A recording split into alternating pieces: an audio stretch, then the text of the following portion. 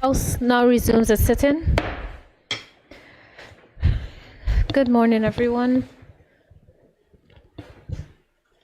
At this time, Premier, you may continue your wrap-up. Thank you, Madam Speaker, and for those who may not have been listening last night because it was quite late, just to say, Madam Speaker, I won't go over the whole thing, but I'll just say I opened up last night by thanking you, thanking the Ministry of Finance, thanking all those who availed themselves to the Standing Finance Committee, all the ministries, departments, all of the statutory boards, etc. Thanking them for taking us through this process. So I'll just repeat my thanks, Madam Speaker. Also, Madam Speaker, I started off just saying that this budget process, a budget really reflects a lot. It reflects what we seek to do in 2025, but of course, it is a journey that we've been on. And indeed, we have been on a journey which we have had to show great resilience as a people. Members of the opposition often speak about plans.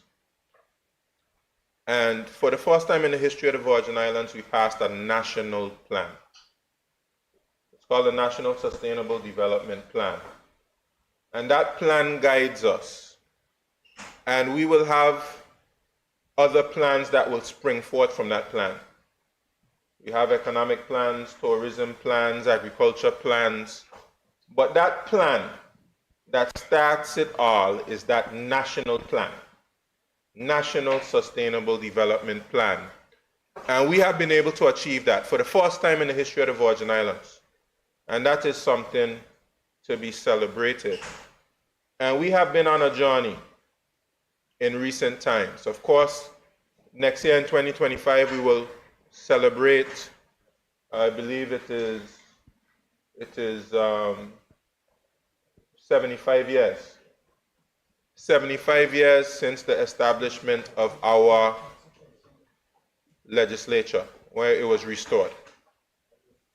And of course, we would know that that started the modern history of the Virgin Islands. This modern era that we're in started in 1950. And we had great victories from that point straight up until now. But a significant point in our history was the hurricanes of 2017.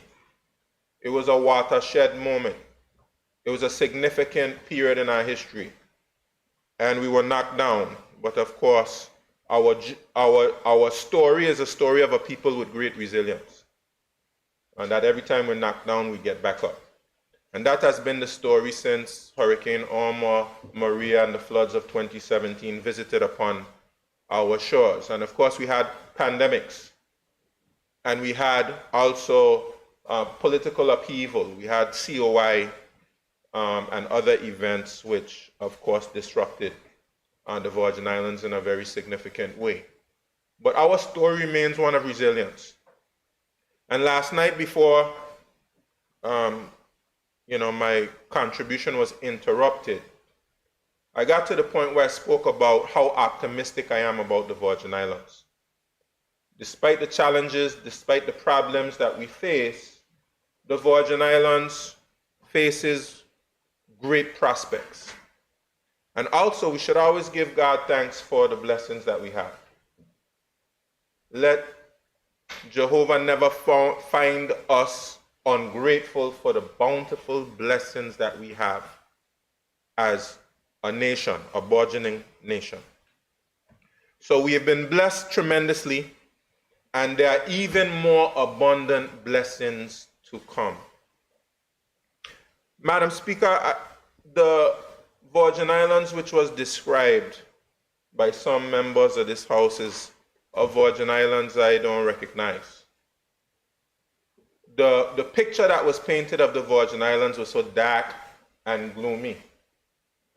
You might ask yourself, why would anybody want to come to live in the Virgin Islands, to walk in the Virgin Islands, to visit the Virgin Islands. Despite that picture that was painted, we continue to attract persons from all over the world who want to live here. We continue to have persons, and we're talking about some of the wealthiest and most successful persons in the world who want to choose to live here. They can live anywhere in the world. They can go anywhere. But they've chosen the Virgin Islands, and it's a lot of them. Many of us don't even know how much of them. Sometimes I have the opportunity and privilege to meet some of these individuals, and I always marvel. Wow, you know, you are a billionaire, or you are a government official, you are a person who's inherited such wealth, a person who has such a position of prominence in one of the best companies, some of the best companies in the world. And you would want to spend all your time in the Virgin Islands if you could. Some of them don't even want to leave the Virgin Islands. Soon as they get on a plane and leave, not too long after that, they come back. The Virgin Islands is a beautiful and wonderful place. We have probably over 100, 110 different nationalities who come here from all over the world.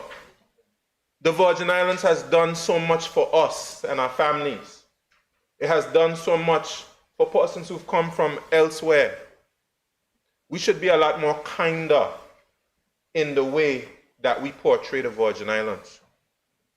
I'm a real patriot, Madam Speaker. I love the Virgin Islands to my bones. The love of the Virgin Islands is in my blood. My ancestors did too much. They invested too much in this soil. They invested too much in the people. They've invested in the foundation that we have been blessed to inherit. And so, Madam Speaker, it hurts me. It actually brings me great pain when persons are so unkind to the Virgin Islands in terms of how they speak about it. They make it seem like it's the worst place on the planet. They have all of this praise for all the other islands in the Eastern Caribbean. And sometimes I ask myself, I wonder, why you just don't move? Why you just don't go down by Ralph Gonzalez or my good friend Ralph? Why you don't go by Gaston Brown? Or wherever else you really, wherever else you think is so much better than the Virgin Islands. And nothing against those countries, but I guarantee you we have more than nationals here than we have Virgin Islanders there. And I have nothing against them. They're my brothers and my sisters. But nobody's going to tell them that any island anywhere else or any place anywhere else is better than the Virgin Islands. For me, the Virgin Islands is the best place on the planet. That's just my view that I take, Madam Speaker. And then we paint this picture of the economy that just doesn't match up, Madam Speaker. It just doesn't match up to the facts. And when I ended, Madam Speaker, when I ended my contribution last night, or when my contribution was interrupted, I was going through the gross domestic product numbers. Now, for those who don't know, the gross domestic product is the total sum of the goods and services which have been bought and sold in an economy. And Madam Speaker, I have figures back to 2010. And from 2010 to 2024, of course, some of these figures would be projections. The gross domestic product continues to grow. So I went to 2010 and we saw that it was 1.1 billion. And 1.1 billion all the way up to 2013. 2014 it went up to 1.2. 2015 it went up to 1.3 billion. 2016 it went up to 1.4 billion. 2017 where we had our hurricanes, it dropped down back to 1.3 billion. 2018, 1.39. Might as well call that 1.4 billion if you round up. 2019, 1.5 billion. And then, of course, in 2020, 2021, we know what happens there. So our gross domestic product, the total value of goods and services fell down in 2020 and 2021 to 1.4. But after the recovery in 2025 from the pandemic, back up to 1.5 billion. 2023, 1.6 billion. 2024, $1.7 billion. Madam Speaker, my laptop is taking a little while to start up, but you know, the labor numbers, I would have had the labor numbers on the laptop, so I won't be able to quote them. Maybe I'll come back to them. But the amount of persons in the workforce is an indication of the strength of the economy. And the persons in the workforce continue to rise. There are more persons working in the Virgin Islands today than in the past. I have the numbers. I'll pull them up eventually when my laptop gets up and running. Madam Speaker, what do outside agencies have to say about the strength of the Virgin Islands economy? CARICRIS, Caribbean Rating Agency, has given the Virgin Islands AA- rating. That is a measurement of the strength of our economy. Madam Speaker, we are doing a Standard & Poor's sovereign rating exercise, and that will be announced next year. But we fully expect, Madam Speaker, that we will have a good rating. I'll just save that for that time. But if Standard & Poor's, who does these sovereign rating exercises all over the world, says to the Virgin Islands, you have a strong economy, and CARICRIS says we have a strong economy, why are we going about telling the world that our economy is in the dumps? Yeah, why are we spreading that message? Why are we painting that picture of the Virgin Islands when all the facts say opposite? Now, Madam Speaker, does it mean that you don't have struggling people in the Virgin Islands or struggling businesses? You go anywhere in the world, Madam Speaker. You go to the great United States of America, has the biggest economy in the world. You're going to find persons who are struggling in some way or the other. You go to all of these other countries that we laud and we hail. You go to any of them and you're going to find persons struggling. The question for us are how do we mitigate against those realities of persons struggling? How do we develop our social protection system? Because that is something that happens all over the world. And that social protection system still has to be developed. And that's the work that we're doing. That's the work that we're tasked with. How do we develop our education system to ensure that, as the Minister of Education always tells the story of, persons going down the river. There's all these children who need to be saved down the river. How do we go upstream and see how are these young persons falling by the wayside, falling in the river?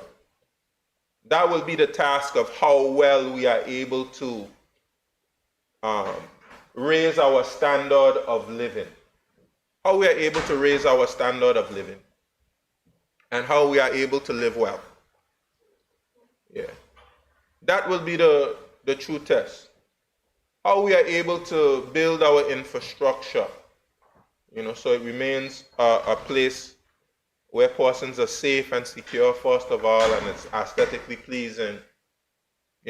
How do we ensure that our small businesses develop and grow, and that they have like a business bureau that can show them, teach them the ropes, so to speak, and help them go through a difficult time.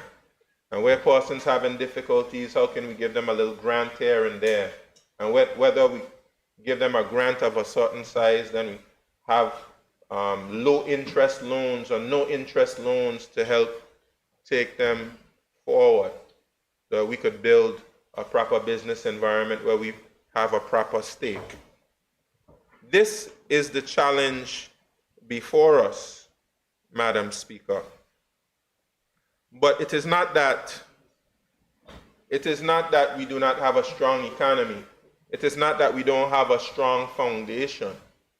We have a lot of good things going for us, Madam Speaker. But have we achieved our full potential? The answer is no. We have not achieved our full potential, and this is why we are elected as leaders. But it's not just leaders, Madam Speaker. I noticed several members of the opposition are very careful to say that all of the persons who come before stand in finance. So the problem is not with you. Yes, the problem is not with you. There is a purpose and a goal to ensure that all the problems of the Virgin Islands are the fault of the current government. Madam Speaker, it's an immature view. It is a view motivated generally by selfishness, in my opinion. Because if we can make the sitting government look bad, then we can become the next government. But if you're interested in nation building, if you're not just concerned about the next election, but you're concerned about the next generation, you will tell the public the truth. And the truth is, nation building involves all of us. Nation building involves all of us. We need a leadership that will tell the people the truth and engender a sense of unity, a sense of purpose, that persons have a stake in us doing well.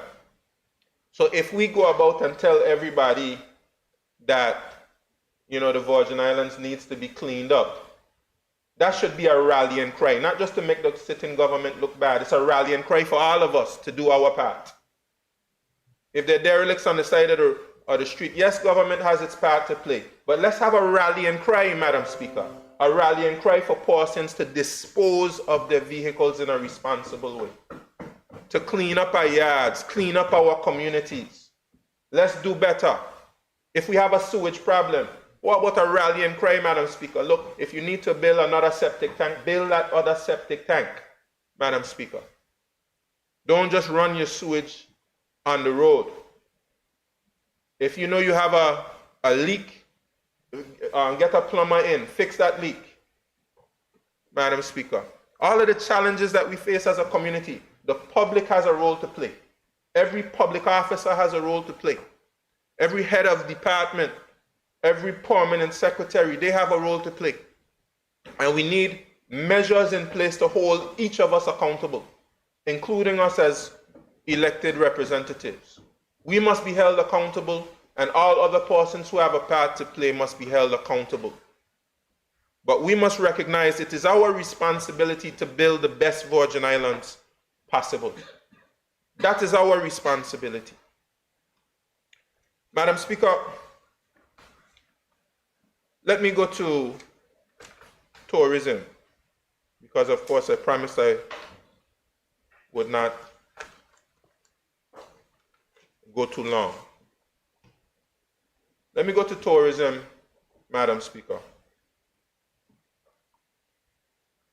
Madam Speaker, we ended up on a no travel list. Photos, no list. Madam Speaker, I spoke to the persons of that photos myself because I just could not understand their justification for putting the Virgin Islands on this list. So I spoke to them myself. I tried to understand. There was a young lady who used to work here at the Beacon. I always find her particularly negative. She was working for photos. I always find her particularly negative. There was a picture up at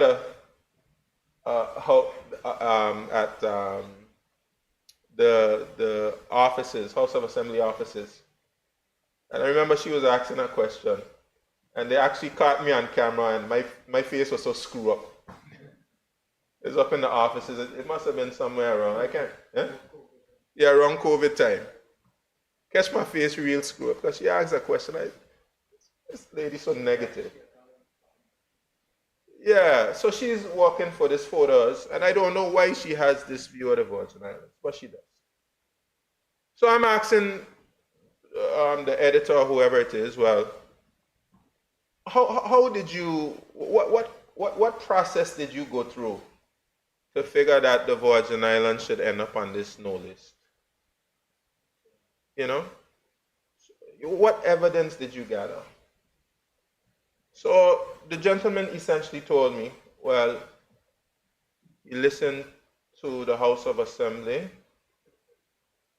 and he read the news stories that were published as a result of the House of Assembly, and they interviewed one or two other persons who generally is very negative and perhaps maybe don't support this administration. And that's how he came to the conclusion that there was a problem.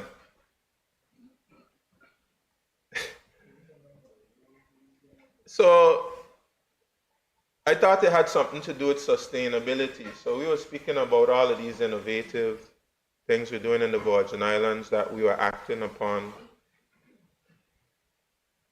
You know, all of these wonderful things that we did. And they put us on the list, despite all the things that we shared with them. Okay, fine. But it was clear to me after speaking to this gentleman that us ending up on the list had a lot to do with persons just saying negative things about the Virgin Islands. Negative things about the Virgin Islands. And I go back to this point. If you're really a patriot and you really love the country, will you put your country in peril in that way? If you really love it? You know, it's an interesting thing, Madam Speaker. Anyway, we ended up on this list. One of the things that I think has been expressed as a concern has to do with cruise passengers. You know, it's something that's boggling my mind, Madam Speaker. This Virgin Islands Party administration is being criticized for cruise passengers. And I asked myself, well, wasn't the National Democratic Party who extended the cruise fare so it could accommodate larger ships? So why are we being criticized for cruise passengers? Madam Speaker, because I just not into listening to rhetoric, I actually go and I get the numbers, Madam Speaker. So, Madam Speaker, I wanted to see the top 5 years for cruise passengers. The top 5 years for cruise passengers. I went and I did the research, Madam Speaker.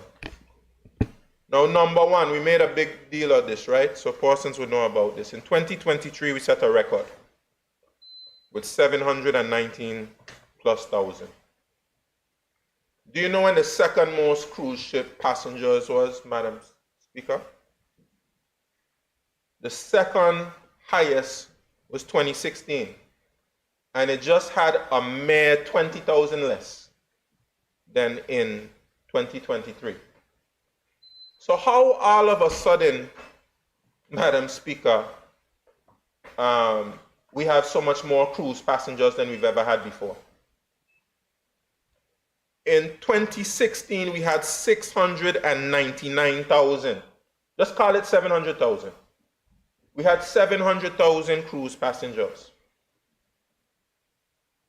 In 2023, we had 719,000. You could essentially just call it the same thing. Why all of a sudden now we are being overrun with cruise passengers? As though this wasn't something that existed before. In the great 2016 that we're always lauding as the greatest year of tourism ever, we had 700,000 cruise passengers essentially. 2016, we always make it seem like we had more overnight passengers than cruise passengers. In 2016, we had 407,000 overnight passengers, and we had basically 700,000 cruise passengers. Just about 300,000 more cruise passengers than overnight guests. So how are we making it seem like, we always had more overnight guests than cruise passengers and it's gone out of balance now? Madam Speaker, I'm suggesting to you that the public is being misled. Malcolm X said bamboozled, led astray, confused, manipulated. The public is not getting the benefit of the truth. And we should not mislead the public. As it pertains to cruise passengers, Madam Speaker, number 1, 2023. Number 2, 2016. Number 3, 2019. Number 4, 2015. Number 5, 2017. So 3 out of the 5 top years for cruise passengers were with National Democratic Party government. Some of the same persons who they're criticizing you were in government at the time when that was taking place. Madam Speaker, let's go to day trippers. Let's go to day trippers, Madam Speaker. If you want to speak about how well we are doing. Number 1, 2016, 17,000 day trippers. Number 2, 2019. We had over 17,000 in 2019 as well. Number 3 is 2018. Number 4 is 2023. Number 5 is 2015. Okay, so we've been basically trying to get back to where we were in 2016 and 2019. And we know what happened in between there. We had COVID, right? And our challenge right now is recovering to get to pre-pandemic levels. Overnight. Now, we were on a great track with overnight guests. Number 1 for, let me say this. In 2013, we had 366,000 overnight passengers. That was number 4. 2014, 386,000 passengers, 20,000 more than the year before. That was number 3. 2015, 393,000 passengers. That's number 2. That's about 7,000 more than the year before. And then our best year ever was in 2016 with 407,000 overnight guests. If you notice, Madam Speaker, and I can get the numbers from before 2013, but this is 2013. Steadily, we're getting more overnight guests. 2013, more. 2014, more. 2015, more. 2016, more. And 2017, we would have had more. What happened in 2017? We all know. Hurricane set us back. So, and the floods. So in 2017, we had 335,000, most of that before the hurricane. And we were on a great track. 2018, it dropped down to 192,000. So now we're starting to recover. 2019, great recovery. Because of course, all of the insurance money came in, people were rebuilding in 2018. So in 2019, it went back up to 302,000, which is the fifth most we've ever had. Then what happened after 2019? In 2020, 2021, again, pandemic. So that took us down to 82,000 and then to 59,000 in 2021. And then we started the recovery in 2022, I think somewhere around March 2022. And we went up to 173,000. And then after that, we went from 173,000 in 2022 to 261,000 in 2023. And the point I'm seeking to get across to you, we built up our numbers pre-Irma, Maria, pre-floods, then we got a setback. We started to build our numbers again, then we got a setback with the pandemic. And now we're building our numbers back again. Madam Speaker, last year we had 261,000. This year, Madam Speaker, we have more. I'm trying to pull up, Madam Speaker, my figures here. Bear with me as I pull up the figure here for you.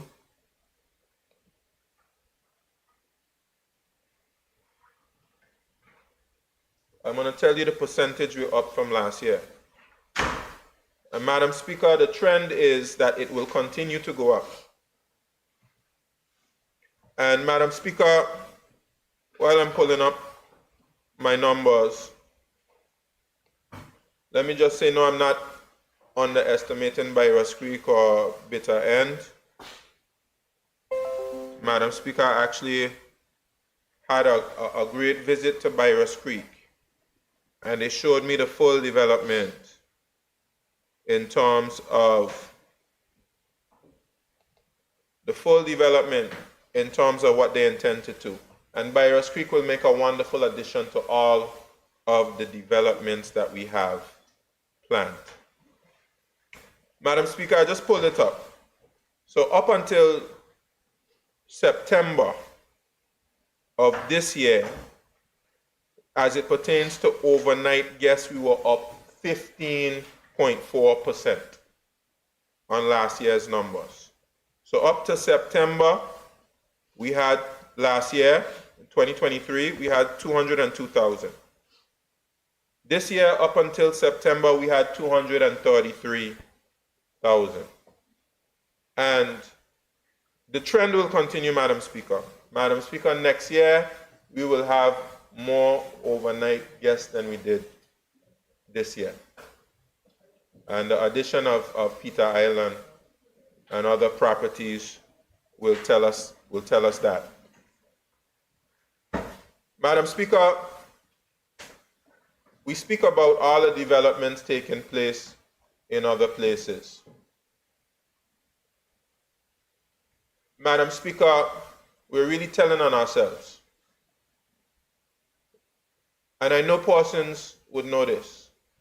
What is it that Prime Minister Gonzalez had to do before all of those developments came in?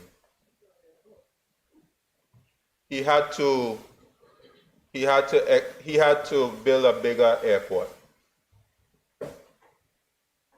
After he built that airport, a whole bunch of hotels were knocking at his door. Madam Speaker, we had the opportunity to build an airport. Some of the members on the other side were in government for, I believe it had to be 8 years, and made no progress whatsoever on building an airport. And if we had done that, I have no doubt that right now we would have had a number of hotels here. Members on the other side were in government when the BVI Airways debacle took place. They were grinning in a picture, big grin on their faces, sitting down on BVI Airways plane, where they swindled the government of the Virgin Islands out of $7.2 million. About 5 of them, I believe, there, all in first class. Grinning. I'm so grateful my cousin over there wasn't in that picture. So great. You wasn't in there as well, Deputy Speaker. I'm happy for that. Grinning in a picture of BVI Airways. I wish somebody could just pull it up right now. Take a look at the grins on the faces. And that was the one failed attempt to increase airlift during those years. And have the gall to, as Stephen A. Smith says, the unmitigated gall to pour cold water on the attempts of the Minister of Communications and Works to increase airlift. I believe we have more connectivity than we've ever had in the Virgin Islands. And there's so much optimism for investment in the Virgin Islands. It's crazy. Minister of Communications and Work, this has been the most significant development in tourism in the Virgin Islands in the last 20 years. That direct flight from Miami. We never had a direct flight from Miami with I think there was some effort with, I believe, involving Cyril Romney or something like that. But you never had a major airline having a direct commercial flight from the mainland United States to the Virgin Islands in history. It is a fantastic accomplishment. And up to 5 flights a day, how do we pour cold water on that? How do we do that? So, Madam Speaker, the point is we're going to extend that runway. Yes, we have to do the due diligence and do the studies, but as I understand it, everything, all the information that comes back just points to the fact that we have to do this thing. We have to do it, and we're going to get it done. But we have persons criticizing you for not building Prospect Reef when they had the opportunity to do it. Why didn't they do it then? Why they didn't bring the Marriott or the Ritz-Carlton or whatever it is? Don't blame me talking about environmental this or that. I'm going to get it done. All you had to do is tell the developer, don't destroy Hans Creek. That was all. It was simple. Don't destroy Hans Creek. And the thing could have gone forward. Why do you have to destroy the environment to be able to do your development? And in fact, they should be thanking me for helping them not do that development, because right after that, they had the financial collapse in 2008.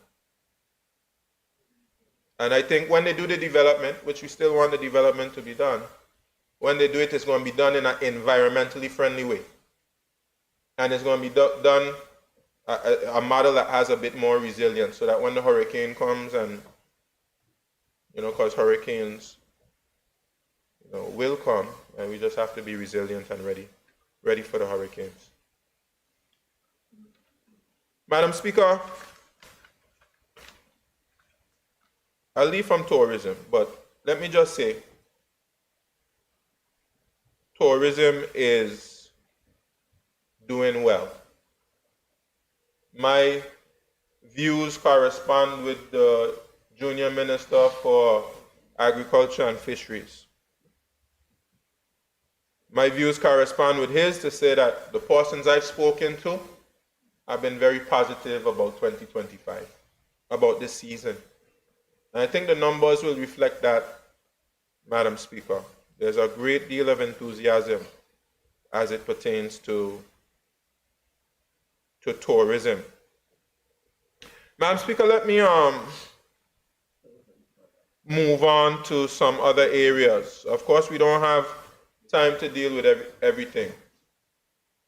Madam Speaker, let me speak a little bit about some areas of my portfolio. Let me speak about trade, Madam Speaker. Madam Speaker, I'll recognize the at-large member, Honorable Smith, sits in the opposition, for the work that she's done in getting a business, National Business Bureau started. We have the Trade Department where we have a Deputy Director, Mr. Bob, and his team. And I got to sit down with them briefly, and I feel very good about where we're going with trade. We're going to advertise for Director of Trade early 2025. But we have the grants, Madam Speaker, where on Friday we are going to give out some of those grants that I was happy to support as Ministry of Finance in providing the funds for those grants. Madam Speaker, we have to learn from the mistakes of the past. At various points we give out grants and loans, and in some instances we gave out loans. I think we gave out some loans sometime before the VIP administration came in, and very few of those loans were paid back. Persons got a lot of money, they didn't pay back the loans. Government backed those loans with cash, and the National Bank of the Virgin Islands, who administered the program, just exercised their options, used the cash, and closed out those loans. So my point is that we have to design programs that have some level of responsibility on behalf of those persons who are getting assistance. And yes, we say that we don't, the money that we're giving is a small amount of money. Persons say that, I believe the decision before was them to get $7,000. Madam Speaker, I took an executive decision and I increased it. I increased it from 7,000, and we're going to make it a maximum of 10,000. So those persons who will be getting grants on Friday, the amount will be increased from 7. I believe they're going to get up to 9,000 on Friday. And then next year, we'll have grants for a maximum of up to $10,000. Some persons will say, why not more? Madam Speaker, we must encourage persons to have some skin in the game. It sounds good just to give persons a lot of money, but we have to have some skin in the game. So we're going to review the policy, and we'll have a threshold for grants, and then we'll have a threshold for loan. No interest loan or low interest loan. Madam Speaker, yesterday it almost seemed like I don't know who was being criticized for the policy in terms of the bureaucracy involved with the policy. But being a minister now, I'm going to review the policy and see how we can make it less bureaucratic and allow more persons to get assistance. For instance, persons, and this is something we're going to be doing generally as it pertains to good standing certificates and good standing policy, which cause a lot of problem, Madam Speaker. And let me just stay right there before I move on that point. I've asked the Ministry of Finance to give me a good standing policy. I expect it very early in 2025. Because there are many persons in the Virgin Islands who are struggling to get good standing. And we have the Procurement Act, which requires for them to get good standing to get a contract. We are going to have to revisit that provision in the Procurement Act. At the very least, Madam Speaker, persons have to be on a payment plan. Allow persons to get on a payment plan. Allow government to perhaps garnish some amount of a contract so that they meet their obligations. Some persons have a flagrant disregard for paying their taxes. They have a flagrant disregard for paying for fees like water and other things. Electricity, at least with the private consumers, don't have a problem collecting because electricity will turn you off. Water and sewage start to disconnect people, and all of a sudden they start collect money. So there's a flagrant disregard for making payments to government. And we have to reverse that culture. It's not a good culture. But at the same time, when persons struggle, as we will struggle in life, you have to make a way out for them. You can't just allow them to drown. You have to throw them a life jacket. Don't throw them an anvil. Don't throw them some weights when they're drowning. Throw them a life jacket.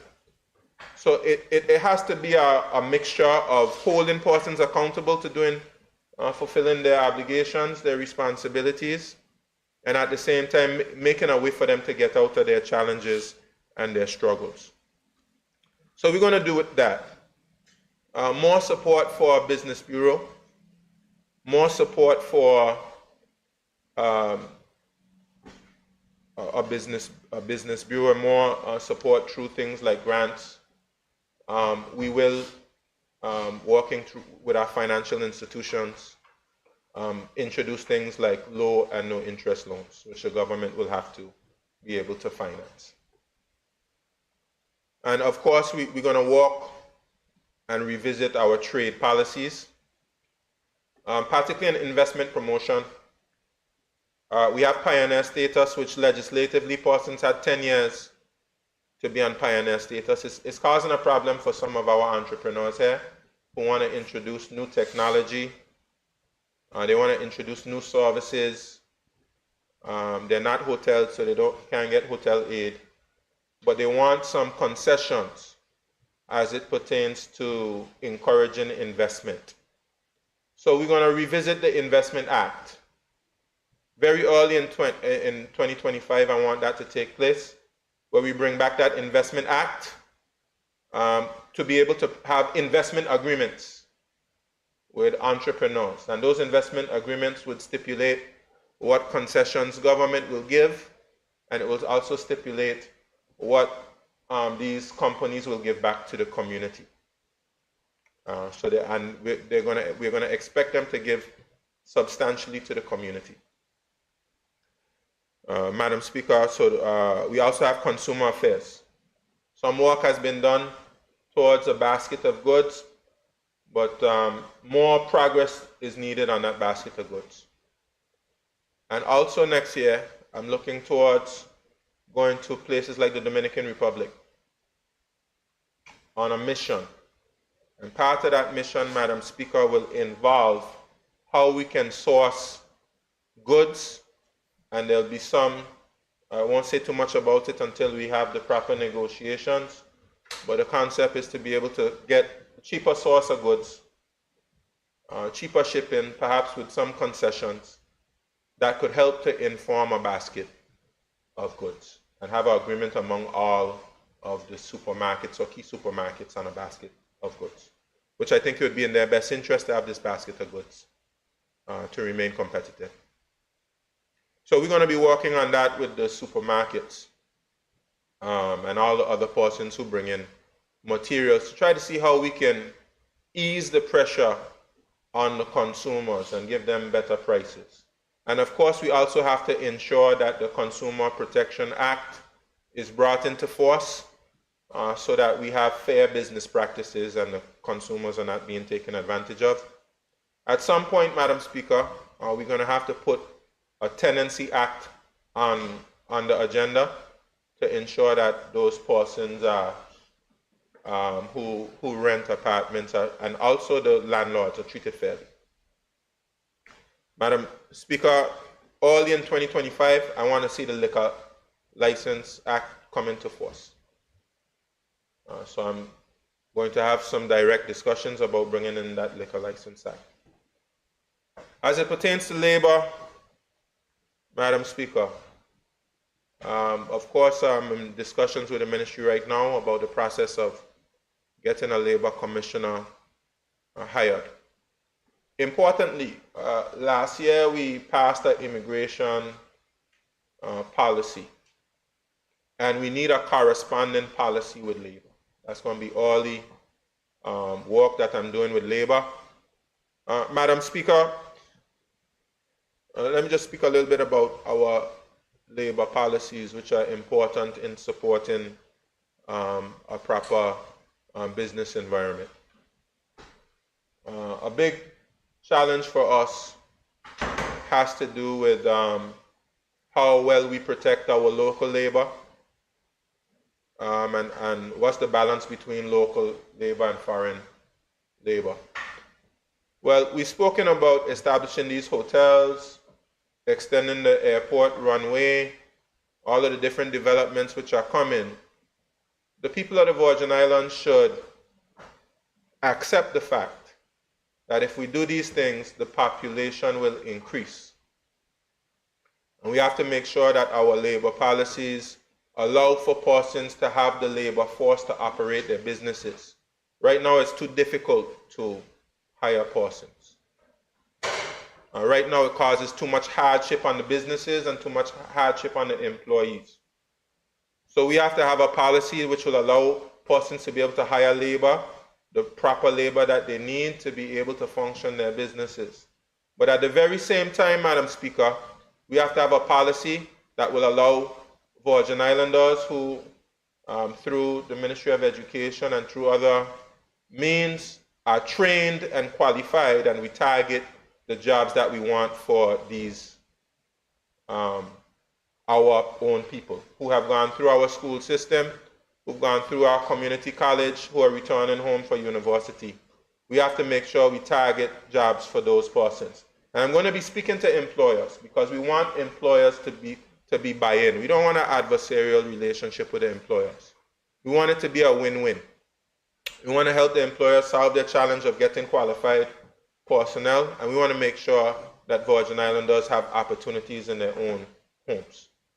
And we are going to produce a labor policy which will stipulate that. I'll just say something shortly about the minimum wage, Madam Speaker. The Deputy Premier spoke to it last night briefly. Firstly, I just want to apologize to any employers or employees who were disadvantaged in any way. Of course, we had a change in portfolio at a time when, of course, we were very busy. We went off to the United Kingdom. We came back. We were in the budgeting process. So, of course, we have to review the policy and to ensure that the policy is fit for purpose. And, Madam Speaker, very early in 2025, I will be speaking to the public about how we will move forward with the minimum wage. But I'll give you the general principle that I'm concerned about. Madam Speaker, a significant hike in the minimum wage will have financial implications for business owners, and it will have implications for consumers. Some businesses have indicated to me that their payroll will go up for the year, probably some of them maybe between $700,000 to $1 million, depending on the size of your business. When I question these business owners, well, how are you going to make up that? You're going to eat that? Well, you say, I can't afford to eat that. So the only other option is to pass that on to consumers, which means the very persons that we're trying to help, when they go to the supermarket, they'll face higher prices. And some persons, in some instances, actually sent me letters to say, from their employers, terminating them as employees because they won't be able to keep up the same payroll. So they had to cut employees. So these things have significant implications, Madam Speaker, but I can say that persons should have no fear. We will have an increase to the minimum wage. But I'm going to have further discussions about how we phase in the increase of the minimum wage and how government can have a stake by potentially increasing the exemption. Right now we're at $10,000. So very early in 2025, we'll make a decision about potentially increasing the exemption so that government has a stake, businesses have a stake, and that the employees will have an easier time. But again, just to emphasize, what we are trying to avoid is a steep increase in prices that will hurt the entire population, including the persons that we're seeking to help. So I know businesses have to plan. I know they need enough notice.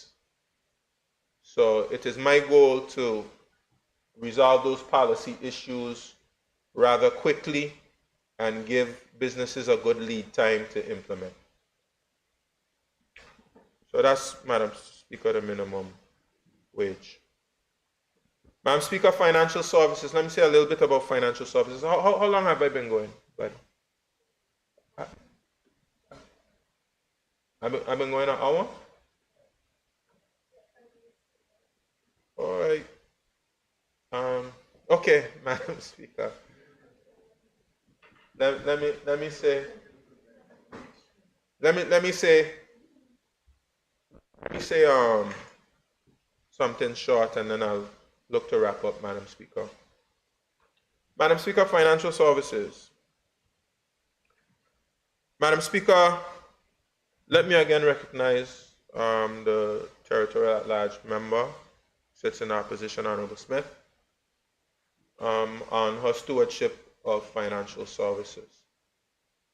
Madam Speaker, I also want to recognize Ayanna Glasgow in the ministry, and we're going to continue to build the ministry to be able to give attention and focus to the matters. Let me also recognize Latoya James and the ITA and the role that they play in safeguarding our industry.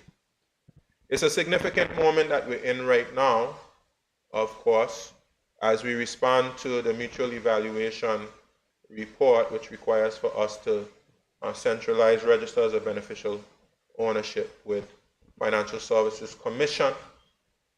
And of course, we are on the last legs of transitioning from our beneficial ownership secure sort system, which was developed by BDO, I think somewhere in 2018 or so, and has served us well. I would say it's best practice in the world as it relates to a responsible means of sharing beneficial ownership information. And we're transitioning to the Virgin system, which will deal with beneficial ownership information as well as economic substance. We have secured a victory.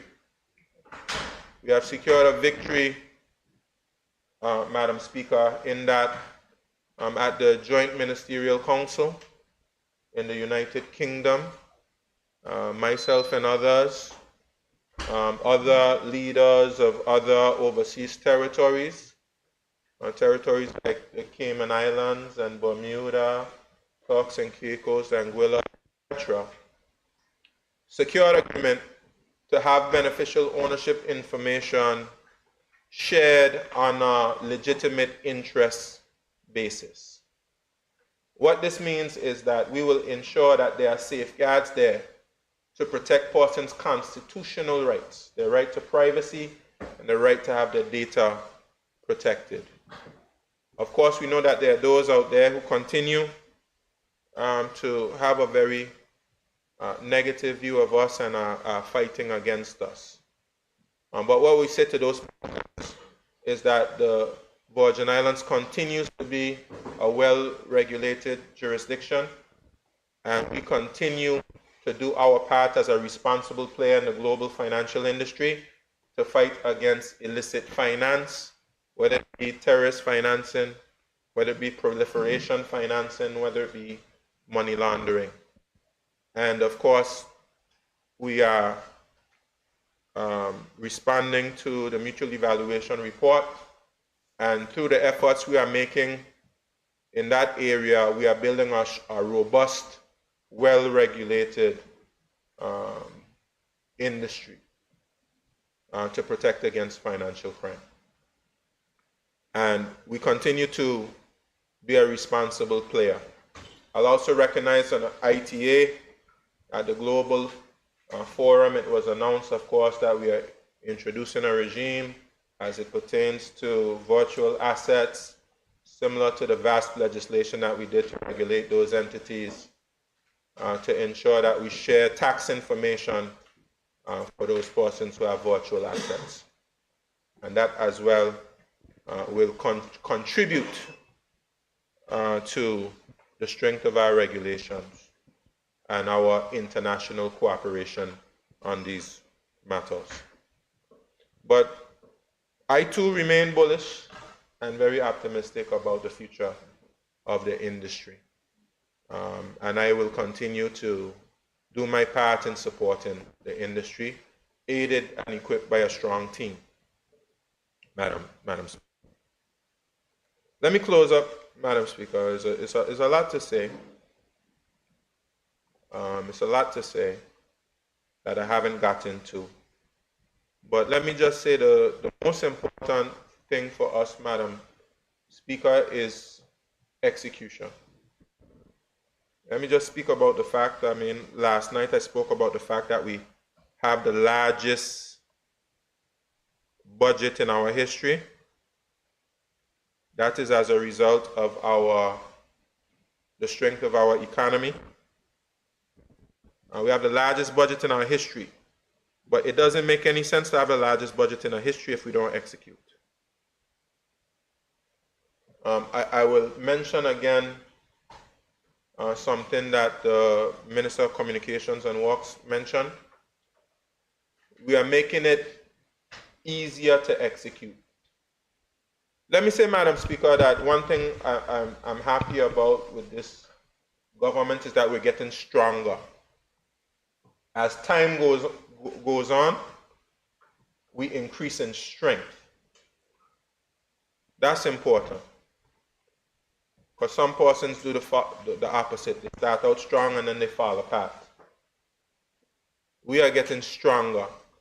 It means that we are recognizing challenges and we are solving those challenges. So we start out with many challenges, and it's important for us to just nip a lot of those challenges in the bud and move on to another challenge. So some things persons would have been complaining about last year, the year before, they're not complaining about now. They have to find new things to complain about. And what our goal is to make sure that the list of things to complain about becomes fewer and fewer. This budget we're focusing a lot on infrastructural development. And we've put a lot of responsibility in the Minister of Communications and Works' hands. Deputy Premier has nicknamed him the government. I don't know if he likes it or he doesn't like it, but he has a lot of responsibility in his hand. And Madam Speaker, I much prefer for persons to complain about the time when we're doing work, the time of year when we're doing work, or that we're doing too much work at the same time. I prefer that type of complaint than nothing is happening to address the challenges. So that in itself is positive. In my own district, of course, we know we have that Paraquita Bay to Hodges Creek Road. I think we were budgeting for that road all the way from 2022. So it's taken a long time. So I'm happy that it started. It's well on its way. I passed them this morning and they had the trenches for the water pipes. They look like they're finished now. Minister of Communications works with the electricity pipes. And let me say to you, Madam Speaker, just prepare persons. I'm going to put electricity from Paraquita Bay down to, is it down to Long Swamp? That's what that we had envisioned, of Fatags Bay. We're going to put that. And I know the people of Virgin Gorda will thank me for that. We're going to put the electricity underground. Yeah. We're going to put it underground. Been begging for it for a long time. We're going to make it happen. Yeah, and the reason why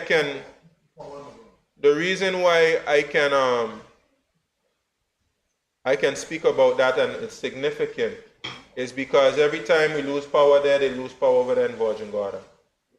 So that little piece of road, as it was described, has a big impact. And as little as the road is, till now it couldn't get done. So we're going to get it done. Little by little, the board builds its nest. And you see, what we have to do, Madam Speaker, is take steps. When we're not taking any steps, we're not going anywhere. A journey of 1,000 miles begins with a single step. If you keep taking steps, Madam Speaker, eventually you will get to your destination. So I want to thank the Minister of Communications and Works for the work that he's doing in the 7th District and, of course, the 8th District as well in the East. It's a lot of work, road work taking place. That's going to continue throughout 2025. So contractors, get ready. See if you can get your good standing together. Bids will be going out. Make sure that you're in line to be able to get a piece of the action, so to speak, and contribute to the development of the 7th District. Madam Speaker, I'm excited about all the things taking place in the various ministries. I'm excited about Ministry of Health. I'm excited that we're going to get the NHI solved once and for all. Something that we've been waiting on. The Health Services Authority, I just have to correct something that was said, Madam Speaker. It said, well, not really to correct something, but to put it in context. It was said that the Health Services Authority owes $20 million to vendors. About 1829, something like that. But probably about 90% of that debt is to government. And one thing I will discuss with the Ministry of Finance is about writing off that debt. Let's just write off that debt, because as we said, when you have a patient, somebody who's drowning, you don't show them a weight. You don't show them an anvil. You show them a life jacket. It's called an equity infusion through tax relief. So that is something I'm going to speak to them about. Let's write off that debt. And it's not good also for the balance sheet for the Health Services Authority. So we're going to just write off that debt. And most of the debt, we paid off a lot of the debt through the electricity, the old electricity corporation. So we're not in as negative a position as has been described. Okay, because it's mostly government that's owed through taxes. Of course, we also have to ensure that persons have proper access to medical care through national health insurance and social security. Okay. I'm also excited about the almshouse that's coming to Long Look. It's something that I promised. It's something that I campaigned on, and it's something that we will deliver. But I'm also excited about it as a model, which can be used in every district if you have persons who are vulnerable in those districts, as opposed to having one, so to speak, one place centrally where everybody has to go. Sometimes it's difficult because you have to find the money and the land and space and all of that to build this huge complex. Perhaps we can think about in the west, in the east, in the north, wherever else, you have in smaller institutions for the people who can stay closer to their families and their communities. I'm also excited about the social assistance. We speak about social assistance, Madam Speaker, but this government is doing something about it. We speak about the inadequacy of the social assistance which is given. That's why this government is increasing the amount which is going. And Madam Speaker,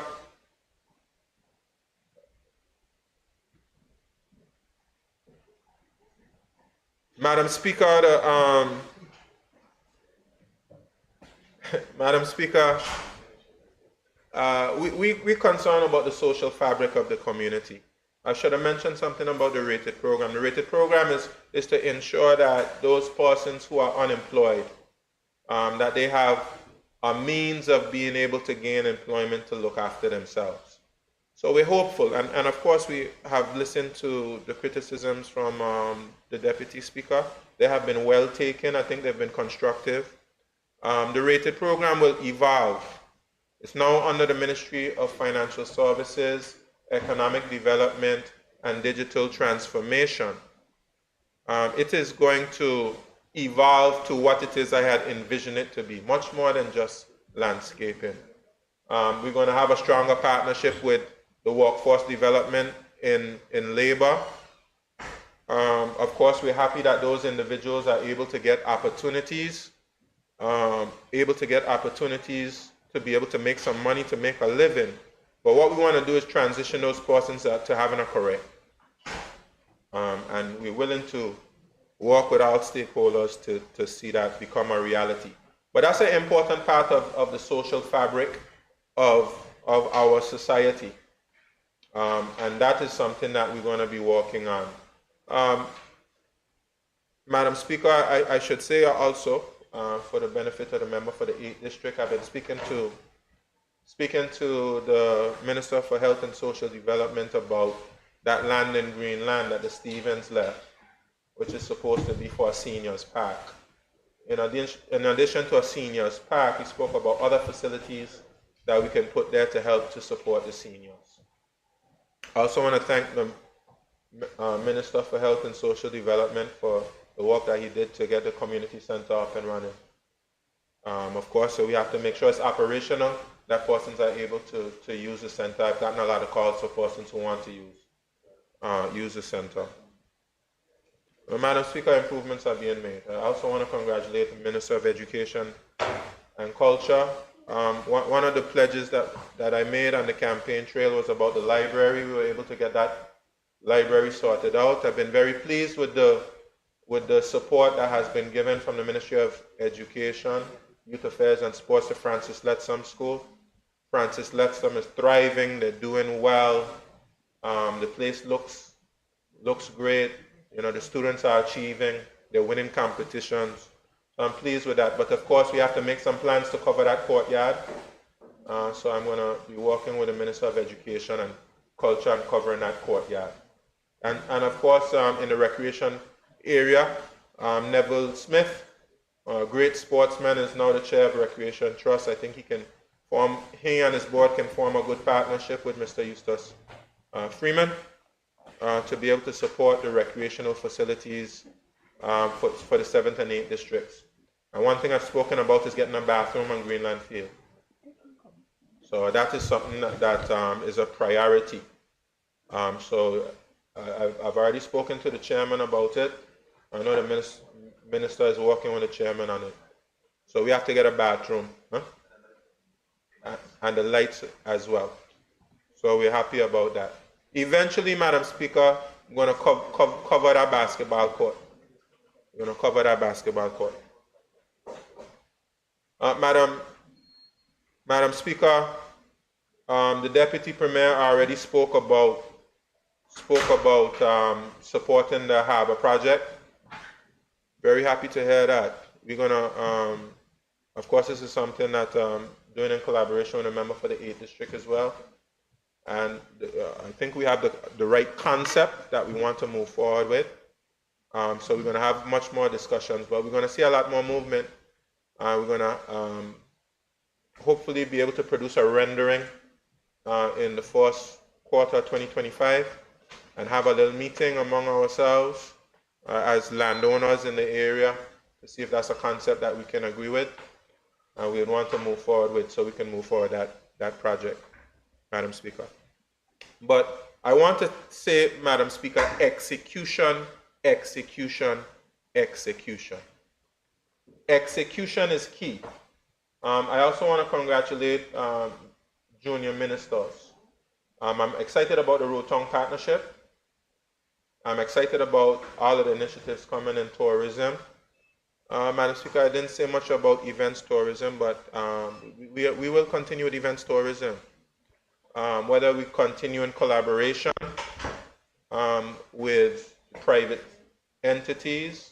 Of course, the ministry is also going to develop some capacity through the Festival and Fairs Committee. Our goal is to make some changes to the legislation and provide an executive function for that Festival and Fairs Committee that can work all year and planning events, planning festivals and planning fairs.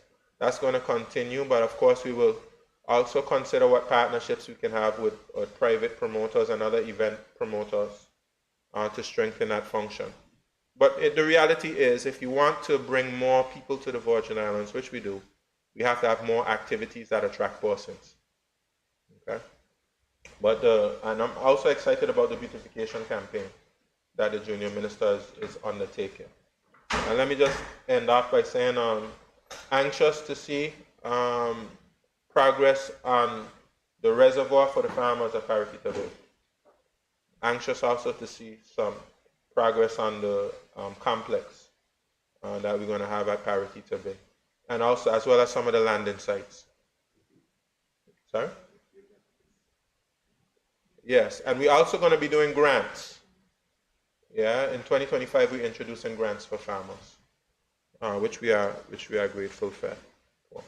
Madam Speaker, to help us execute, I'm going to just repeat what the Minister of Communications and Work said last night. Some of the adjustments we're making to help us. A major contract before was valued at $100,000. Cabinet, I think last week, made the decision to increase the threshold from $100,000 to $250,000. That'll have a major impact on our ability to be able to execute those projects. Let's say, for instance, it's local, a local restricted tender, it has to go out for about 2 weeks.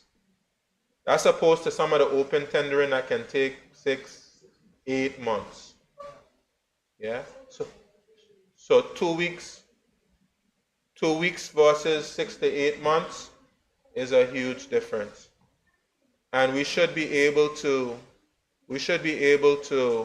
increase, have more efficient procurement as a result of that decision. And this is a good news also for the persons in the rated program.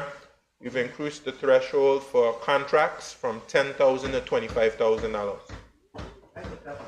So we had persons in the rated program, they got to the $10,000 limit and they couldn't work anymore.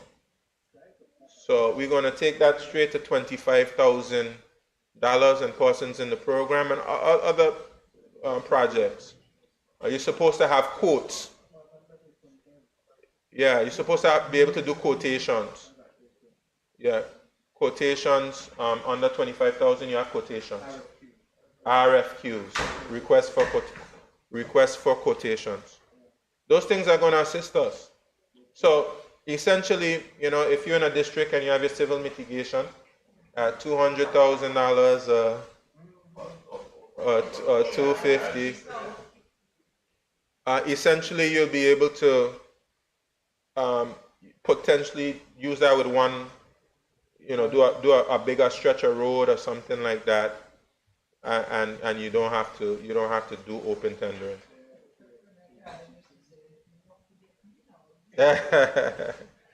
So, but let me just say, Madam Speaker, there are other things that we have to do to help us to increase our efficiency and effectiveness as it pertains to executing the works. We don't want all of that money going back into the Treasury. Let me just say something. Let me say, Madam Speaker. Oh gosh. Members, please. Members, please. The Premier is actually in his final aspects of his wrap-up. Just let him finish so we can move forward, please.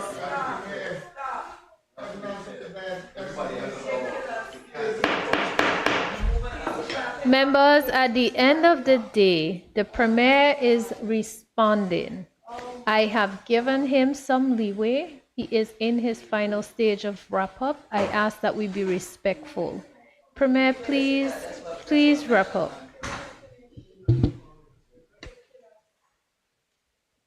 Madam Speaker,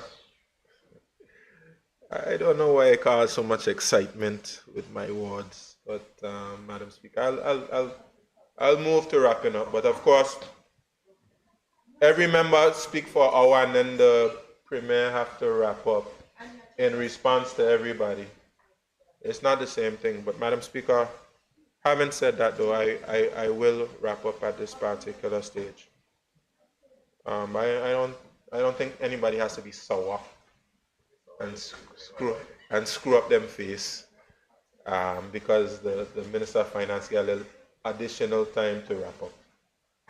So, Madam Speaker, there are some other things that we have to do to ensure that we could execute it effectively, because of course we don't want the money going back into the Treasury. When we pass a budget, we want that budget to be able to be spent. And let me just say, Madam Speaker, it's no new thing for money to go back. There was a concept called revote, and it mainly applies to capital projects which are not executed. It's something called revote. The money used to be revoted to the next year. We're just doing it a little differently now, where you have to actually budget that money as opposed to revoting. Okay, but it's not a new concept. You know, if a project wasn't done one year, it goes over to the other year.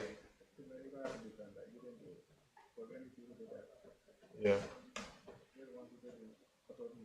And also, let me say in closing, Madam Speaker. A lot was made of the fact that expenditure was more than recurrent expenditure was more than revenue. Let me say this, Madam Speaker. Contribution from funds in this budget is about $20 million from the consolidated fund. And person should know that that money in the consolidated fund was unspent funds from the year before. So that is essentially revenue. It's just last year's revenue. It's still revenue. You know, it's last year's revenue. So when you have unspent monies, from the year before, and Madam Speaker, just to explain, Madam Speaker, when you have unspent monies in one budget, like we had in 2024, those unspent monies will go into the consolidated fund. Those monies would have come in from revenue, Madam Speaker. So essentially it's revenue. What is most important, Madam Speaker, is your funding for your entire budget. And Madam Speaker, just about every budget. Members, when all of you had your opportunity to speak, I ensure that everyone remained respectful. I am asking the same be done while the Premier is wrapping up. Thank you, Madam Speaker. I really don't know what some things I say cause so much excitement. The important thing, Madam Speaker, is how you fund your entire budget. And when the National Democratic Party government was in power between 2011 and 2019, just about every budget had deficit spending. Just about every budget had deficit spending. Okay? And that deficit spending is basically used to fund your capital project program, where you have to get loans in some instances to fund your program. That's called deficit spending. So it's nothing new. It's not the first time that this has happened in history. That is an incorrect thing, and it shouldn't be said. But you can go back to every single budget. I have budgets from 2013 straight up. You're gonna one budget there was a deficit spending. I think it might have had like maybe $80-90 million deficit spending. Okay, so what's important, Madam Speaker, and let me just say that our recurrent expenditure is too high, a too high a percentage of the overall budget. I certainly will concede that. And there's things that we have to do to ensure that we raise more revenue and that we can fund more of our capital project out of our recurrent surplus. But Madam Speaker, I'll just end off by saying a few words about the Deputy Premier, which he certainly was not expecting or prepared for me to say anything. Madam Speaker, let me just talk about the entire team. Madam Speaker, we have a good team leading the efforts here in the Virgin Islands. We have a team of persons who are intelligent. We have a team of persons who are resourceful. They have the right character to be able to execute the work that needs to be executed.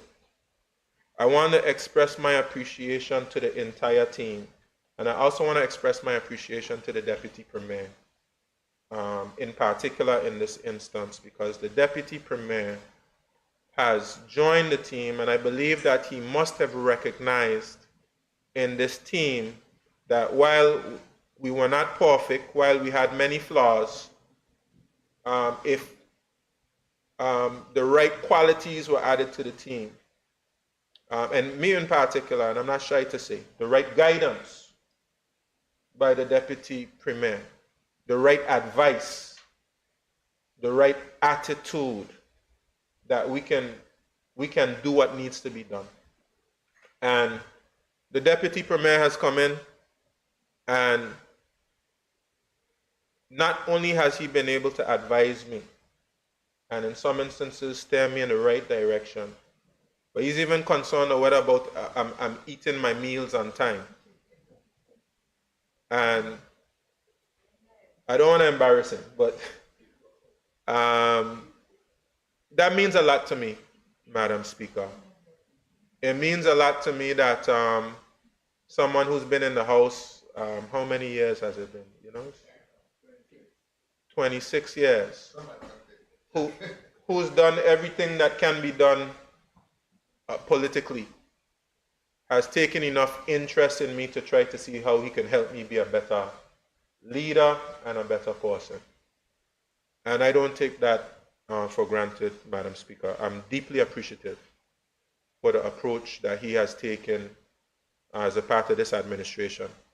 And I believe that with his inclusion in the team, that we will do wonders. We'll do wonders for districts 1 through 9, including the 3rd district. 3rd district will do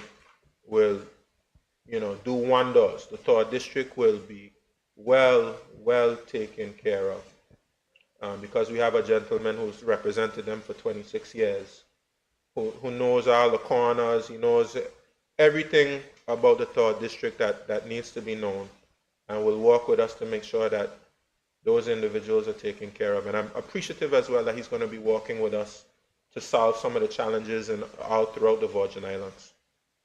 So, Madam Speaker, let me just say, we are building a sustainable nation, and I believe that we have the right foundation to build that sustainable nation.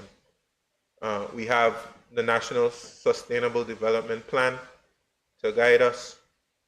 We have all of the policies, policies and laws, some of which were passed during the Commission of Inquiry process. We have an upcoming constitutional negotiation, which we'll be spending a lot of time on early in 2025. And we have the tools necessary to be able to go and build a sustainable nation. But the ingredient that we need to make all of this a reality is unity. We need a spirit of unity. We need an optimistic, positive approach. We have to, Madam Speaker, confront the challenges that face us united and resolute, and that we will be victorious if we trust God, use the God-given abilities that we have for the benefit of building his kingdom and building each other and building the next generation. And Madam Speaker, I have every confidence that we will do extremely well and that we can make our foreparents and our ancestors proud. Madam Speaker, I thank you.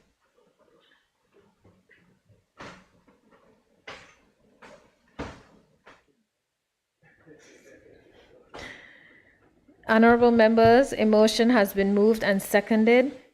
Those in favor? Those against? The ayes have it. The motion is passed.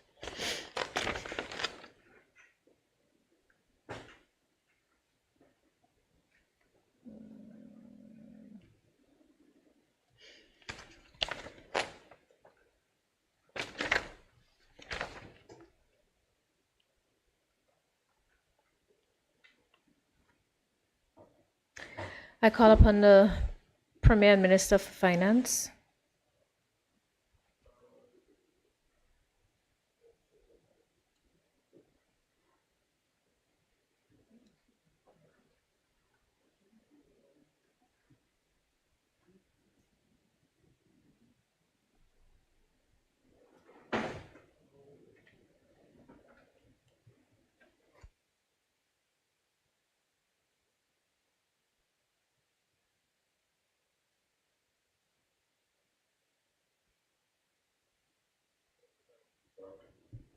Madam Speaker, I move that the House do resolve itself into a committee of the whole House to consider the draft estimates of revenue and expenditure for the year 2025.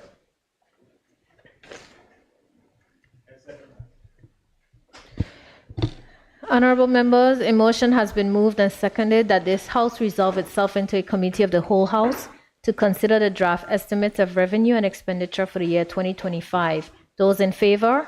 Aye. Those against? The ayes have it. The motion is passed. House is now in committee.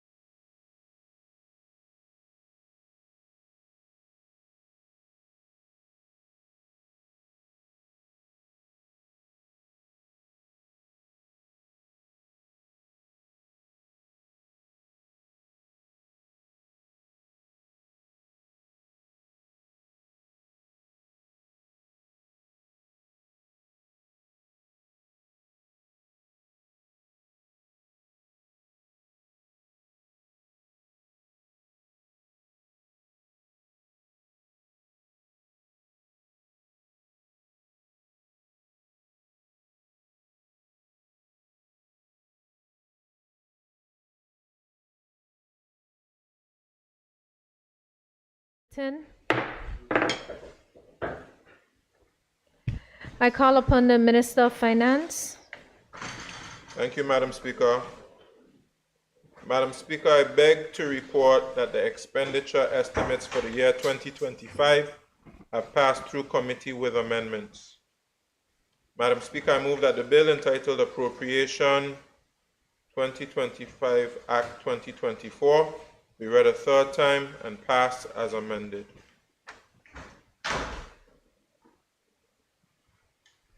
I second, Madam Speaker. Honorable members, it has been moved and seconded that the bill entitled Appropriation 2025 Act 2024 be now read a third time and passed as amended. Those in favor? Aye. Those against? The ayes have it. The motion is passed. I call upon the clerk to read the bill a third time.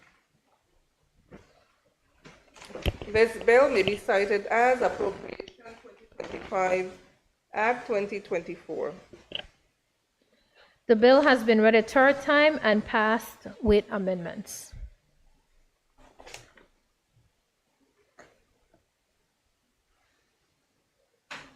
I call upon the Premier.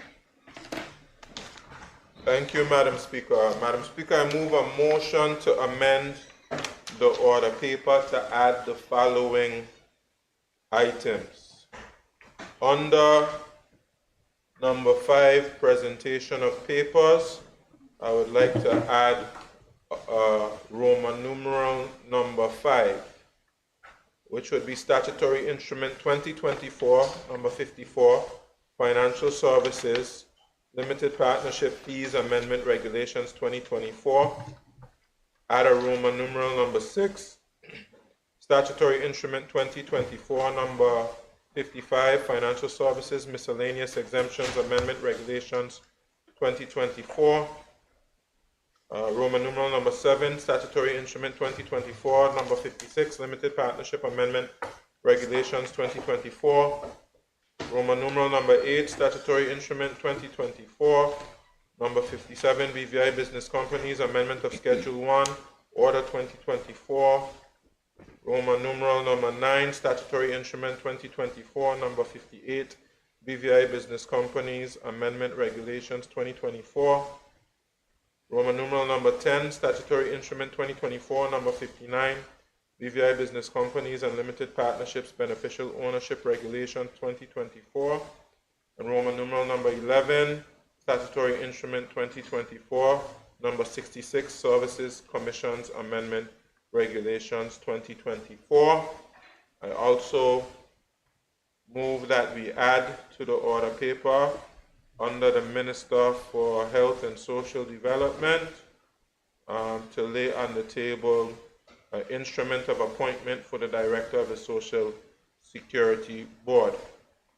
In addition, Madam Speaker, I propose that we add introduction and first readings under public business number 7, government business number 1, and this would be a Roman numeral number 9.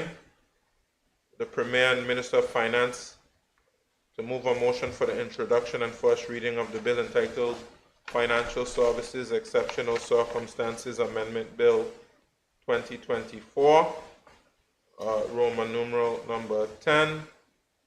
The introduction and first reading of the bill entitled Police Amendment Bill 2024, and Roman numeral number 11, introduction and first reading of the bill entitled Computer Misuse and Cybercrime Amendment Bill 2024. Also, move a motion to add items under private members' business, which is 7.2, Roman numeral number 1, which would be a motion by the member for the 3rd District in relationship to funeral expenses for former, funeral expenses for former members. For dead members.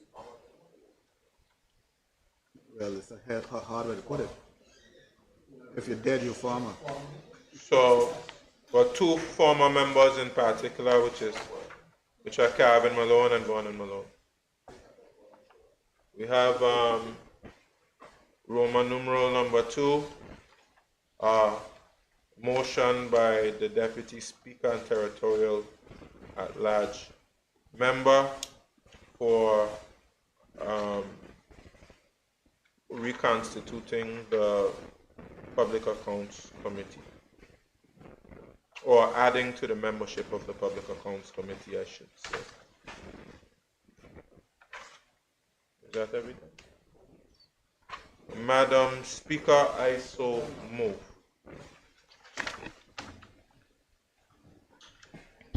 I second, Madam Speaker. Honorable members, a motion has been moved and seconded. Those in favor? Aye. Those against? The ayes have it. The motion is passed. I call upon the Premier Minister of Finance to lay his documents on the table.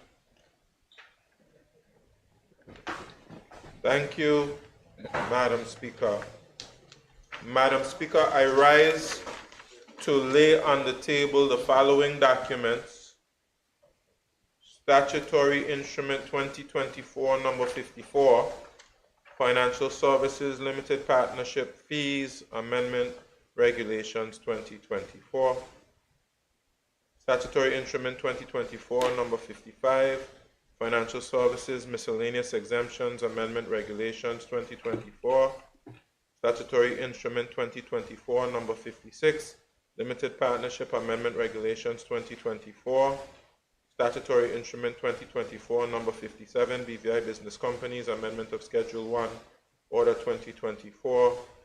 Statutory Instrument 2024 number 58, BVI Business Companies Amendment Regulations 2024. Statutory Instrument 2024 number 59, BVI Business Companies and Limited Partnerships Beneficial Ownership Regulations 2024. And Statutory Instrument 2024 number 66, Services Commissions Amendment Regulations 2024. Thank you, Madam Speaker. Thank you. I call upon the Minister for Health and Social Development to lay his documents on the table. Thank you, Madam Speaker. Madam Speaker, I rise to lay on the table Instrument of Appointment of Director, Social Security Board, Ms. Lori Freeman. Madam Speaker, this is pursuant to Section 718B of the said ordinance. Your appointment is subject to a negative resolution of the House of Assembly. Given under my hand as wrote down to a total of 19th day of December 2024. I thank you, Madam Speaker. Thank you.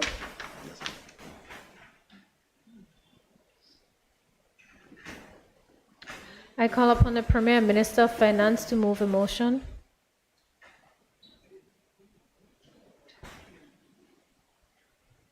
Thank you, Madam Speaker. Madam Speaker,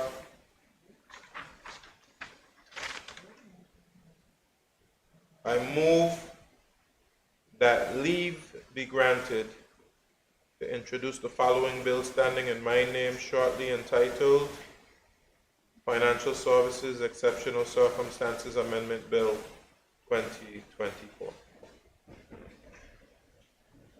Second, Madam Speaker. Honorable members, it has been moved and seconded that leave to introduce a bill shortly entitled Financial Services Exceptional Circumstances Amendment Bill 2024 be granted. Those in favor? Aye. Those against? The ayes have it. I call upon the Premier. Thank you, Madam Speaker. Madam Speaker, I introduce the bill standing in my name shortly entitled Financial Services Exceptional Circumstances Amendment Bill 2024 and will explain its provision at the second reading. Madam Speaker, I move that the bill shortly entitled Financial Services Exceptional Circumstances Amendment Bill 2024 be now read a first time. Second, Madam Speaker. Honorable members, it has been moved and seconded that the bill shortly entitled Financial Services Exceptional Circumstances Amendment Bill 2024 be now read a first time. Those in favor? Aye. Those against? The ayes have it. I call upon the clerk to read the bill for the first time. This bill may be cited as Financial Services Exceptional Circumstances Amendment Bill 2024. Thank you. I call upon the Premier Minister of Finance to move a motion.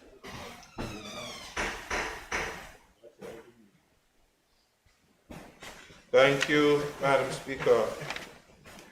Madam Speaker, I move that leave be granted to introduce the following bill standing in my name shortly entitled Police Amendment Bill 2024.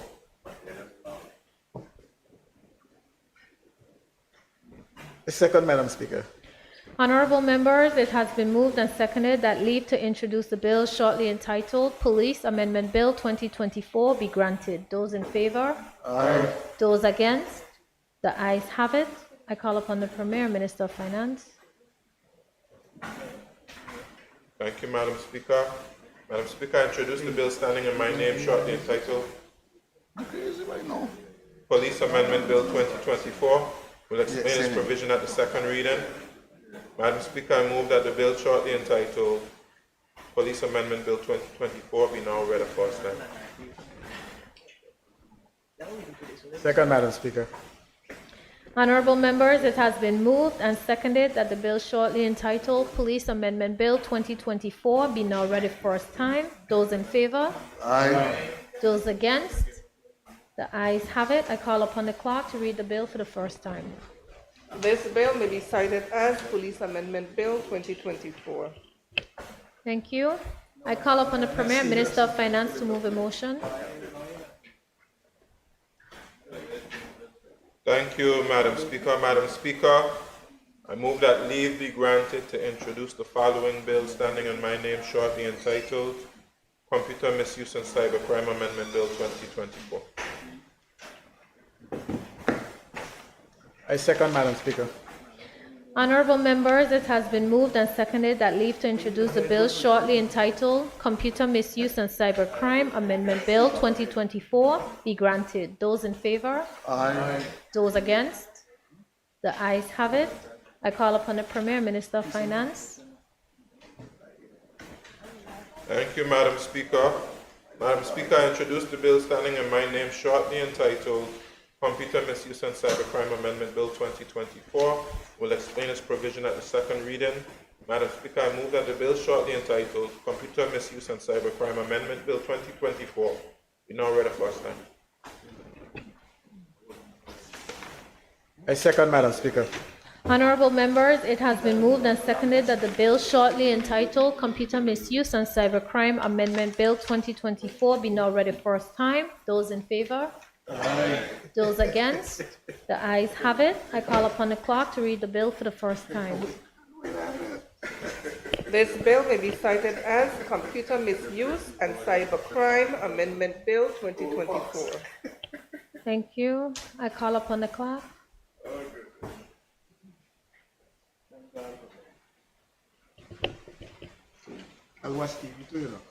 Item 2, private members' business. I call upon the member for the 3rd District to move a motion.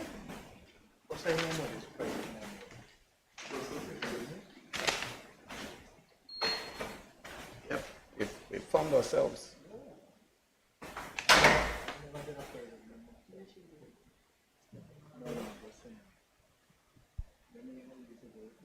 Thank you, Madam Speaker.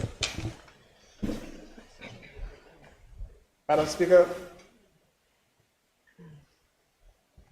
whereas official funerals have traditionally been held to honor sitting and former speakers and members of the House of Assembly of the Virgin Islands, and whereas draft guidelines for funerals with official government involvement draft guidelines were approved on the 29th of March 2006 by the Executive Council of the Virgin Islands for this purpose, and whereas since Section 82 of the Virgin Islands Constitution, Order 2007, grants the legislature the authority to determine and regulate the privileges, immunities, and powers of the House of Assembly and of its members. And whereas the Committee of Privileges has reviewed the draft guidelines which were initially approved by the Executive Council of the Virgin Islands and resolved to prepare guidelines to regulate official funerals for sitting and former speakers and members of the House of Assembly. And whereas the Committee of Privileges further discussed the outstanding expenses incurred for the official funeral of the late Carvin Malone and Vernon Malone, now therefore be it resolved that the House of Assembly hereby approves the document guidelines for official funerals for members of the House of Assembly as prepared by the Committee of Privileges and Standing Select Committee of the House of Assembly. Now therefore be it further resolved that the House of Assembly pay the sum of $36,000 to assist in the liquidation of any outstanding expenses which was incurred for the official funerals of the late Carvin Malone and Vernon Malone.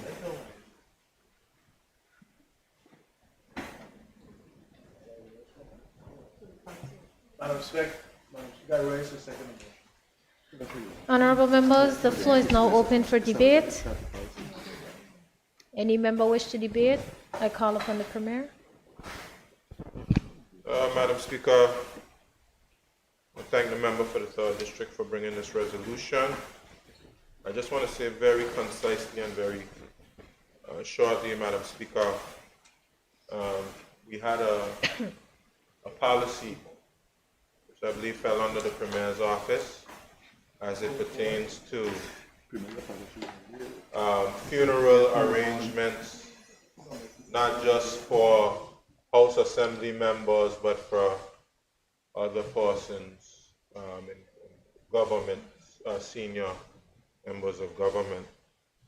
But as I'm often reminded about from the Deputy Premier and others, the Constitution gives members of the House of Assembly the authority to be able to determine the privileges, powers, and immunities of members. What, I know you know the section out of your head, Deputy Premier. Give it to me fast. No, I'm not seeing it. Right here. Section 82. Right here. Section 82. So, Madam Chair, I think it's right and fitting that the House of Assembly, through the Privileges Committee, pass a policy to determine how we deal with members, former members who have served and served honorably. And it is the not only the tradition, not only the practice, but I believe it is something that we have a moral duty to do to ensure that those who have served in this honorable house, once they pass, that they are given the just due, so to speak, in terms of ensuring that they are well taken care of and their families do not have to have a certain level of stress in being able to bury their loved ones. So that's something that we have to rectify, so to speak. So, Madam Speaker, just to say, we are in this resolution determining that we will deal with the expenses for 2 former members, Honorable Carvin Malone, or the late Carvin Malone and the late Vernon Malone. But soon we will also, through the Privileges Committee, we will pass a policy that will govern how members and former members are dealt with as it pertains to funeral arrangements. Madam Speaker, I just thought it would be appropriate to give the appropriate context for this resolution. Thank you, Madam. And Madam Speaker, yes, I do want to apologize. Uh, there were some vendors who, after the funerals, were not taken care of, and this caused some level of inconvenience. And on behalf of the House, on behalf of the Premier's office as well, where the policy was housed, I just want to apologize. Thank you, Madam Speaker. Any other member? I call on the member for the 3rd District to wrap up.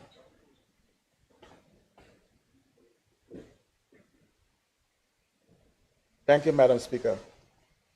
People should know that this resolution was on the order paper for the last sitting of the House, which ended under circumstances that were unintended, and the resolution didn't make it.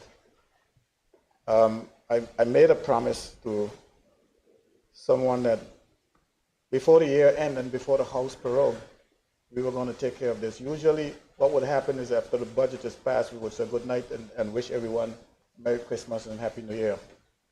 But we couldn't do that. Collectively, the House couldn't do that unless we had taken care of this particular business. And true to our commitment to making sure that fellow members of the House of Assembly are taken care of in a dignified manner, we had to do this. Thank the members of the House of Assembly for supporting it.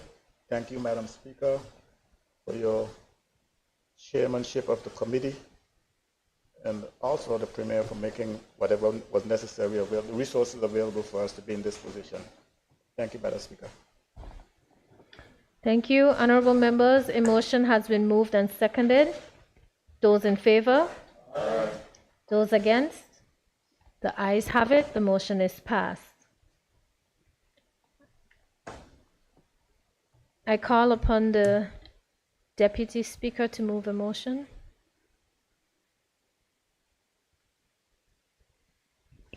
Madam Speaker, I beg to move the following motion. Whereas the Public Accounts Committee was constituted in accordance with Standing Orders 72 and 73 on the 31st day of October 2023, by way of Resolution number 16 of 2023, and comprised of the following members: Honorable Ronnie Skelton, Chairman; Honorable Stacey Mather; Honorable Julian Fraser; Honorable Marlon Penn; Honorable Myron Walwin; and Honorable Melvin Turnbull. Whereas Honorable Julian Fraser expressed to the Speaker upon his appointment that he did not wish to serve on the committee, and thereafter provided written communication to terminate his membership with effect from the date of his appointment. And whereas to fill the vacancy in the membership of the committee, in accordance with Standing Order 79-2, Honorable Lorna G. Smith, OBE, has expressed an interest in serving on the committee, and the House of Assembly wishes to nominate the said Honorable Lorna G. Smith, OBE. Now therefore be it resolved by the House of Assembly of the Virgin Islands that Honorable Lorna G. Smith, OBE, shall be a member of the Public Accounts Committee and perform the functions thereof.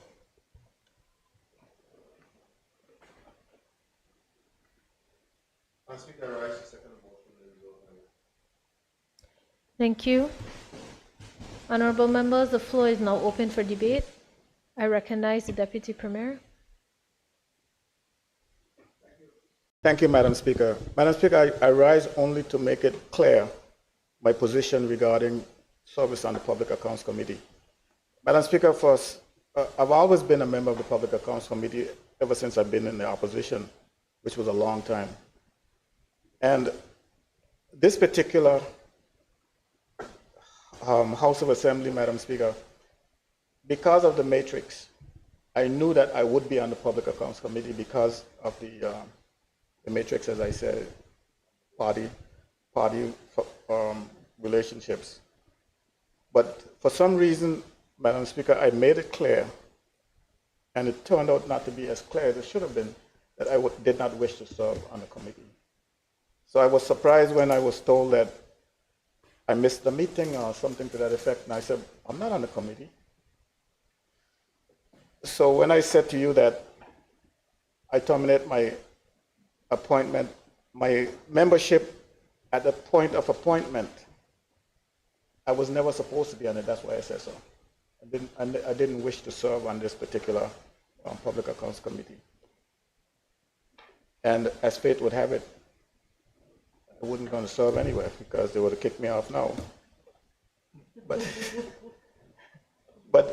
it's the most powerful committee in any assembly.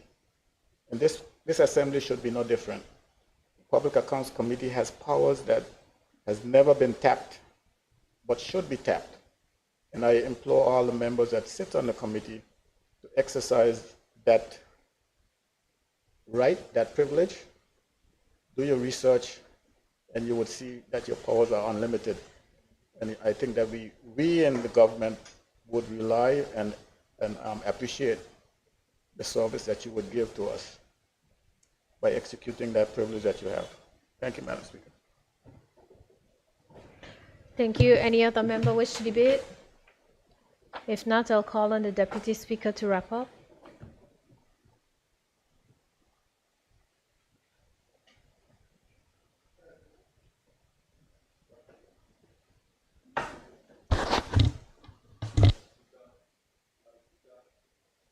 On behalf of the members of the PAC Committee, the Public Accounts Committee, we welcome Honorable Smith with her expertise, her knowledge, her passion, and above all, her gender to this committee. Thank you, Madam Speaker.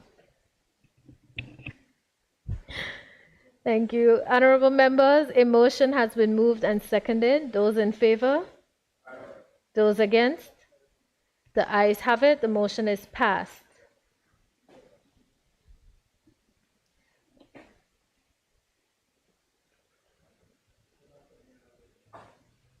I call upon the clerk. Item 8, other business. I call on the clerk. Item 9, adjournment. I call on the Premier.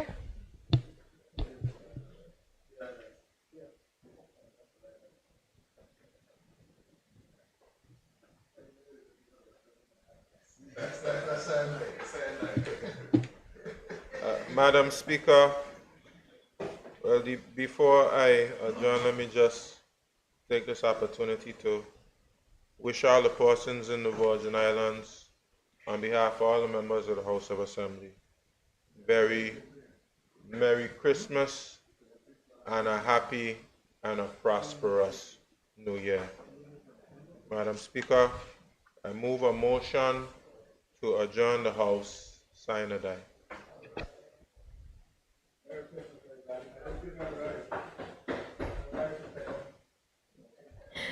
Honorable members, a motion has been moved and seconded. Those in favor? Those against? The ayes have it. The motion is passed. This House is now adjourned. Sine die.